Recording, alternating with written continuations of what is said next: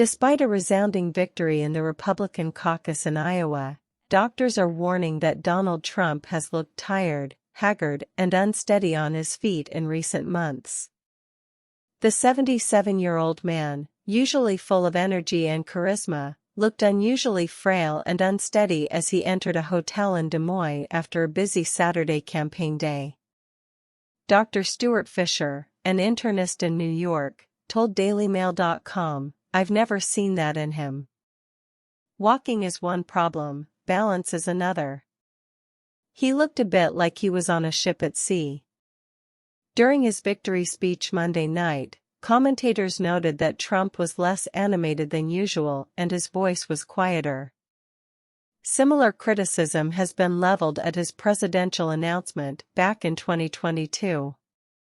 His third election campaign was marred by a series of missteps that appear to be increasing in number each time, including mistaking Barack Obama for the current president and misnaming the city in which he was speaking. Dr. Keith Vossel, a neurologist at the University of California, Los Angeles, said the former president looked pretty exhausted amid an aggressive campaign schedule and mounting legal problems.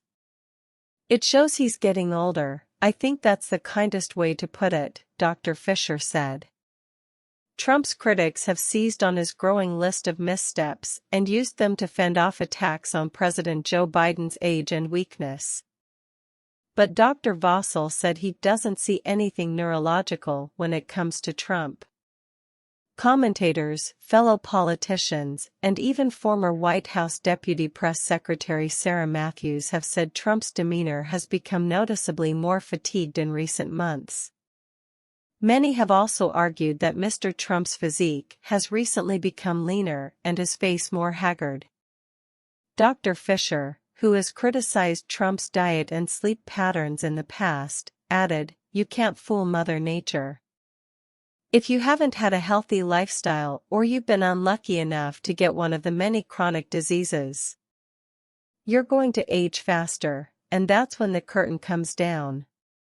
But Dr. Fisher cautioned against exaggerating Trump's behavior in Iowa, pointing to the very cold weather. Cold temperatures cause blood vessels to constrict, reducing the flow of oxygen-rich blood and leading to seizures and impaired movement and coordination. Cold temperatures can cause muscle stiffness and loss of sensation, which may explain his clumsy gait. Dr. Fisher adds, "The temperature is really very cold. It's not like New York City, where it's around 30. Also, there is a cold wind blowing and you notice it immediately as it approaches. It can take up to 5 minutes to fully acclimatize once you're indoors." Trump could also just be showing his age. Motor function and coordination declined dramatically between the ages of 75 and 80. Despite the millions of dollars spent by Nikki Haley and Ron DeSantis and the mad dash across Iowa's 99 counties, Trump won 98 of those counties. But he hasn't been the center of attention, as is his custom. Over the weekend, he took part in an impromptu town hall event surrounded by supporters, where he remained seated with his shoulders slumped and his tone softened.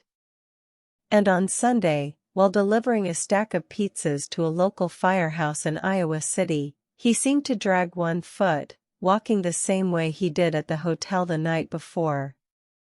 His entrance into the hotel on Saturday was the last time Trump looked confused and unsure. He repeatedly confused former President Barack Obama with current President Joe Biden, said the U.S. would enter World War II if Biden stayed in office even though World War II had already happened, and confused the names of cities where he is campaigning. Trump's less animated demeanor and leisurely pace during this election cycle has not negatively impacted his performance in polls against President Biden, who is too old for a second term, according to 77% of American voters surveyed. For millions of voters, Trump's recent failures are nothing compared to a significant portion of President Biden's verbal missteps and downfalls. Both Biden and Trump's doctors have confirmed their fitness for office despite doubts among voters. Dr. Fisher said, "His age is not what it used to be, and that may make people think twice about the election because we're dealing with not one but two people who are not physically in their prime. Whether they agree with it or not, I'll leave that for others to discuss. But it is one of the hallmarks of the aging process." President Biden has generally been more outspoken than Trump about his health, including the medications he takes that can make falls more dangerous.